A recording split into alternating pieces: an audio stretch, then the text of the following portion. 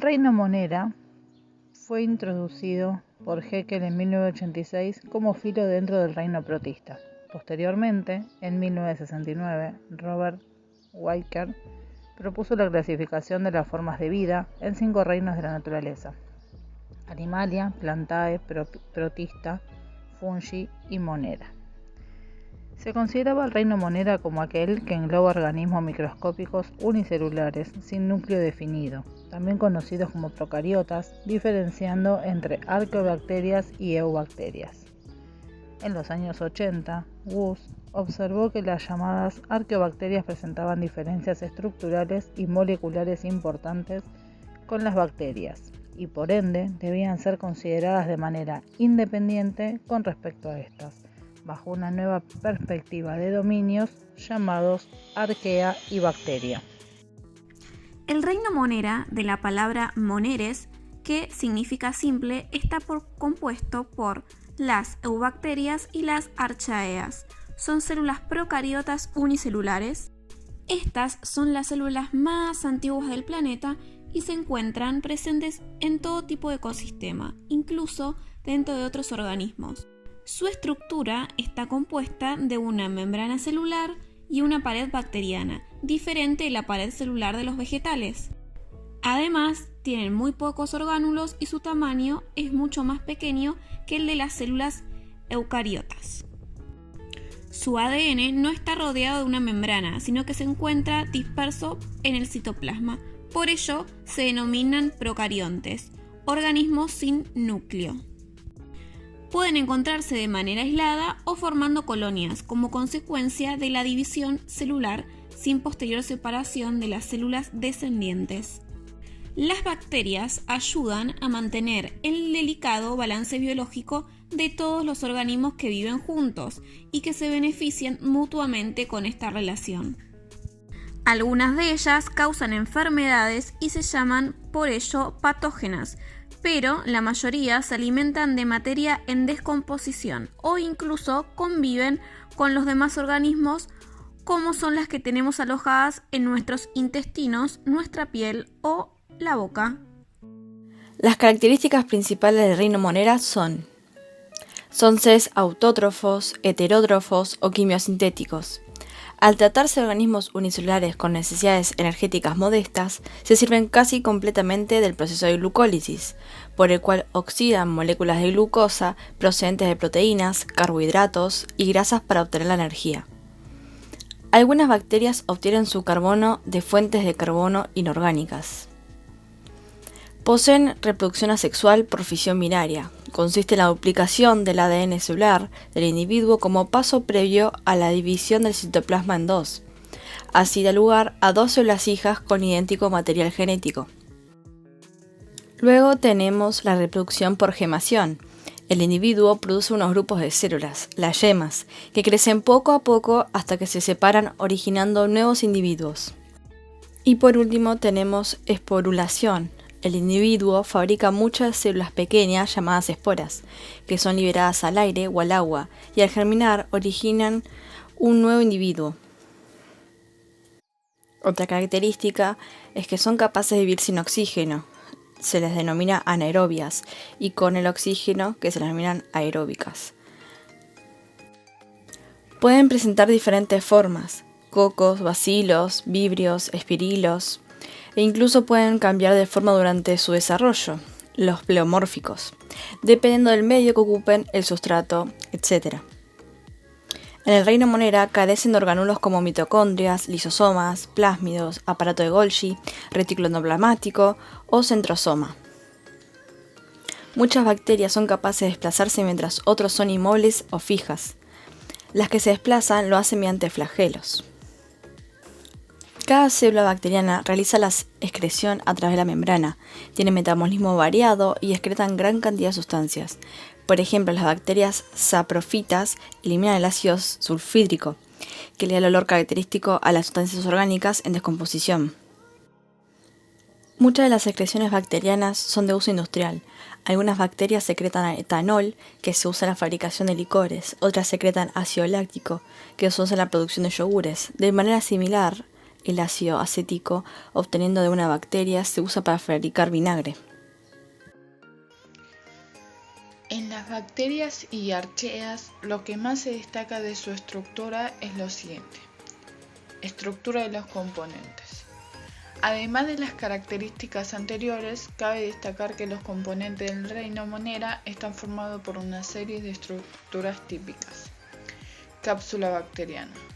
Algunas bacterias poseen una cápsula bacteriana que es una estructura con función protectora y les sirve para adherirse a superficies y para resistir la fagocitosis por parte del macrófagos u otro tipo de microorganismo. Otra es pared bacteriana. Aunque no está presente en todas las células procariotas, es una estructura de gran importancia, pues proporciona forma de la célula y mantiene la estructura íntegra y estable, protegiendo de las situaciones de estrés osmótico. También tiene importancia en el contexto de la patogenicidad, porque protege a la bacteria de enzimas que la puedan degradar y también porque presenta determinantes antigénicos. Luego veremos que su presencia, grosor o ausencia clasifica el tipo de bacteria que es. Membrana plasmática. Se encuentra en el interior del límite delineado por la pared celular. Citoplasma. Medio acuoso fluido o semifluido consistente en vitaminas, sales, enzimas, carbohidratos, proteínas solubles, lípidos y ácidos nucleicos. Espacio periplásmico. Es una región en la pared celular de las bacterias, gram negativa, situada entre la membrana exterior y la citoplasmática, de gran importancia. Pili y fimbrias. Algunas bacterias presentan fimbrias o diferentes tipos de pelos, que tienen importancia para la adhesión a superficies. Flagelos. Las células procariotas que se desplazan lo hacen mediante unas estructuras llamadas flagelos. Comúnmente se clasifican según estos criterios: por su nutrición, su metabolismo, su forma y agrupaciones. Nutrición es cuando son autótrofas, son cianobacterias, y en el caso de las heterótrofas son bacterias. Las archaeas tienen un tipo de nutrición autótrofo y heterótrofo. Metabolismo es el conjunto de procesos bioquímicos mediante el cual los organismos obtenemos energía y nutrientes necesarios para vivir y reproducirnos. Está perfectamente adaptado a todas las condiciones que se pueden dar en la Tierra. Se dividen de acuerdo a dónde obtienen la energía y, por otro lado, de dónde viene el carbono. Las fotolitoautótrofas son aquellas bacterias que obtienen la energía de la luz mediante un proceso de fotosíntesis y su fuente de nutrientes es el dióxido de carbono. Un claro ejemplo de esto son las cianobacterias. Las quimio-organoheterótrofas son bacterias que a partir de la degradación de materia orgánica obtienen tanto la energía como los nutrientes necesarios para crecer. Las fotoorganótrofas son bacterias con un metabolismo a medio camino entre los otros, pues utiliza la luz como fuente de energía, pero degrada materia orgánica para obtener los nutrientes necesarios. Las bacterias tienen diferente forma. Los bacilos son con forma alargada. Estas bacterias son un poco más complejas que la familia de los cocos. Los cocos son con forma redondeada. El nombre deriva de la palabra griega cocos, que significa valla. Espirilos son con forma helicoidal. Vibrión son con forma de coma ortográfica. Por agrupaciones, la disposición de las células viene determinada por el número de planos por los que se divide cada célula, que en el caso de las bacterias, estas se agrupan de la siguiente forma. Cocos, monococos, se caracteriza por presentar células aisladas o colocadas desordenadamente. Diplococos se caracterizan por tener células unidas en parejas, o sea, en dos. tetracocos se caracterizan por tener sus células dispuestas en grupos de A4 situadas perpendicularmente entre sí, es decir, en forma de cuadrado. Streptococos se caracterizan por agruparse formando cadenas de diferentes longitudes, cortas o largas, siendo estas generalmente curvas. Estafilococos se caracterizan por agruparse en racimos muy semejantes a las uvas. Las zarcinas se caracterizan por sus células, las cuales se agrupan entre planos formando paquetes cúbicos parecidos a los dados. Los bacilos se agrupan en tres formas fundamentales durante su reproducción. Monobacilos presentan células aisladas o colocadas desordenadamente. Los diplobacilos, sus células se disponen en parejas pero siempre en sentido longitudinal, es decir, unidas por extremos y nunca por los lados. Streptobacilos, sus células se presentan reunidas en cadenas de diferentes longitudes y al igual que en las anteriores se unen por los extremos. Clasificación de tipos de bacterias según su pared celular. La estructura en común de todas las bacterias es que poseen una pared celular. Una estructura que está por encima de la membrana celular y que da rigidez, protege y permite la comunicación entre la bacteria y el medio que la rodea. Pese a la gran diversidad de especies bacterianas, existe básicamente dos tipos de pared. Esta diferenciación es básica en las tareas de identificación de microorganismos, ya que cuando a las bacterias se les aplica un tinte, ésta adopta un color u otro en función de qué tipo de pared tenga. Gram positivas. Las gram positivas son las bacterias que cuando se aplica la tinción de gram adoptan un color morado o azul oscuro. Este color se debe a que su pared está formada por una capa gruesa de moléculas que hace que el colorante se quede atrapado. Las gram negativas son aquellas especies de bacterias que cuando se aplica la tinción de gram adoptan un color rojo o rosa. Esto se debe a que su pared es mucho más delgada y no retiene el colorante como las otras, lo que hace que no las veamos de color morado. Micoplasmas. Son bacterias que no tienen pared celular, muy difíciles de detectar en el microscopio debido a su tamaño casi imperceptible. Según este árbol del último antepasado común universal, conocido por sus siglas en inglés LUCA, Last Universal Common Ancestor, es el hipotético primer ser vivo del cual descienden todos los existentes.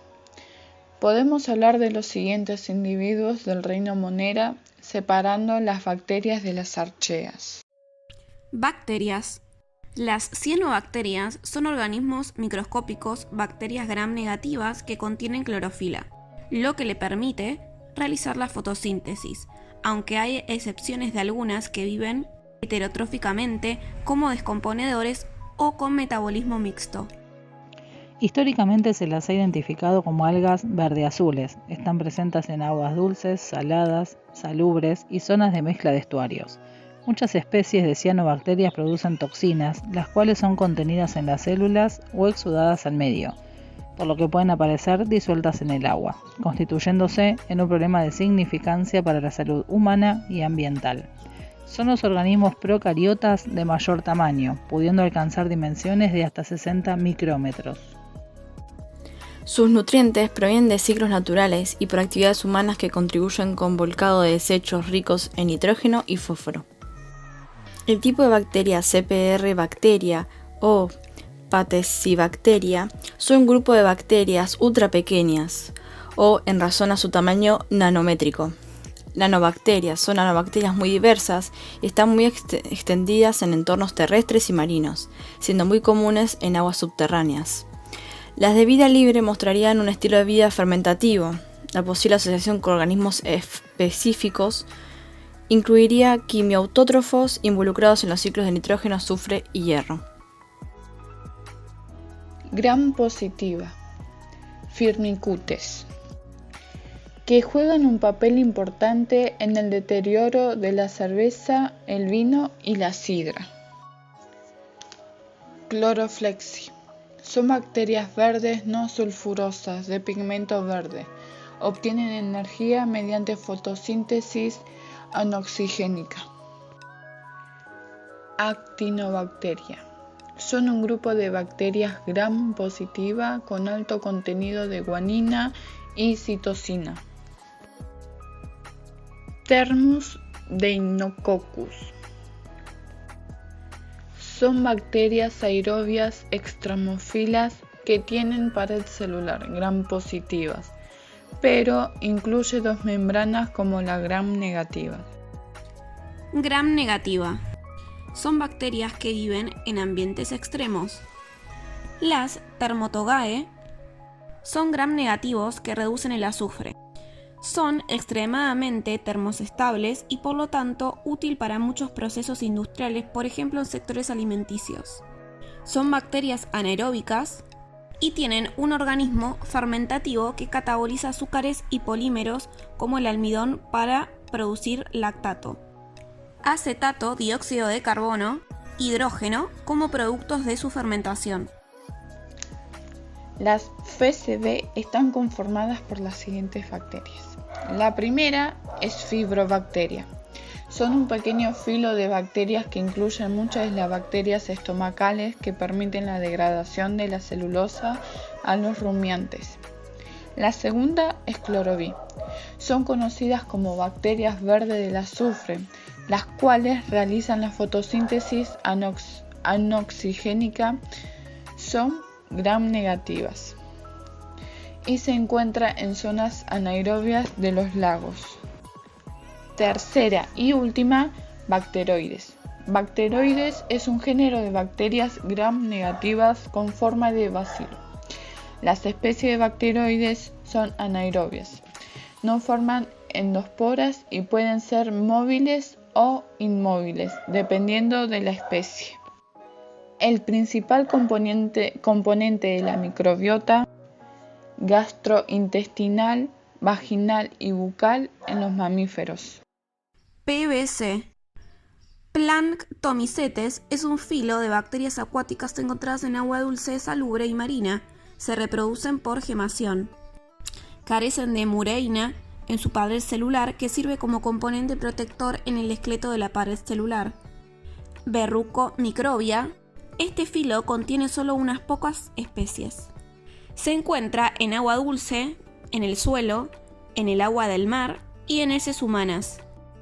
Chlamydiae son un filo de bacterias cuyos miembros son endosimbiontes o patógenos intracelulares obligados. Todas ellas crecen infectando células eucariotas y dentro del hospedero, ellas toman una forma intracelular replicativa. Las bacterias espiroquetas son bacterias gram negativas, que tienen células alargadas y enrolladas helicoidalmente. Tienen una longitud comprendida entre 5 y 500 micras y un diámetro alrededor de 0,1 o 0,6 micras. Casi todas son unicelulares. Las proteobacterias son uno de los principales grupos de bacterias. Incluye una gran variedad de patógenos, tales como Escherichia, Salmonella, Vibrio, Helicobacter, Neisseria, Gonorrhoeae y muchos otros. El grupo se establece principalmente en términos de secuencia de ARN y se denomina así en honor al dios griego Proteus, el cual podía cambiar de forma dada la gran diversidad de formas encontradas en ellas. Todas las proteobacterias son gram negativas y la mayoría de las proteobacterias son anaerobias, pero hay muchas excepciones. Dentro de las arqueas tenemos las nanoarqueotas. Es un supergrupo de arqueas de pequeño tamaño que se pueden medir en nanómetros, por lo que son un tipo de nanoorganismos y ocasionalmente se denominaron nanoarqueas. Se caracterizan por su pequeño tamaño en consonancia con su pequeño genoma, por lo que tienen capacidades catabólicas limitadas, pero suficientes como para poder llevar una vida libre. Euriarqueotas. Son uno de los dos grupos principales de arqueas y originalmente fue separado del otro grupo, Crenarqueota, basándose en las secuencias de ADN. Son procariontes simples y abarcan un conjunto amplio y diverso de microorganismos. Reciben este nombre por la gran variedad de hábitat que ocupan y la diversidad de patrones metabólicos que presentan. Muchas de las especies que incluyen habitan en ambientes extremos. Sus familias son hidrotermacheotas. Nitrosoferia o traumacheota. Todos los organismos identificados de este grupo hasta el momento son quimiolioautótrofos, amoníaco oxidantes, y pueden desempeñar papeles importantes en los ciclos bioquímicos, tales como el ciclo del nitrógeno y del carbono. Son responsables de gran parte de la oxidación de amoníaco en el océano. Lokiarchaea, Ascar. Es una nueva clase propuesta para integrar la sistemática de las arqueas. Ha sido identificado mediante el análisis genético y comprende microbios cuya apariencia u aspecto visual recién se está conociendo debido al cultivo Prometheoarchaeum 2020. Su nombre es alusivo al personaje mitológico Loki, aunque más exactamente al lugar de hallazgo en las proximidades de la fuente hidrotermal conocida como Castillo de Loki en el Ártico. Este nuevo microorganismo constituye el eslabón perdido entre los seres eucariotas y su origen procariota. La presencia de varios genes de funciones vinculadas a la membrana celular brindan paulo a la hipótesis del hospedador arqueano, respaldando la hipótesis del eocito para el origen y evolución de los eucariontes. Las bacterias se encuentran presentes en lugares donde nunca imaginamos o en lugares donde no somos conscientes. Cumplen un rol importantísimo en varios procesos, como el queso, el yogur, la manteca, el vinagre, los medicamentos y productos químicos como para tratamientos de aguas.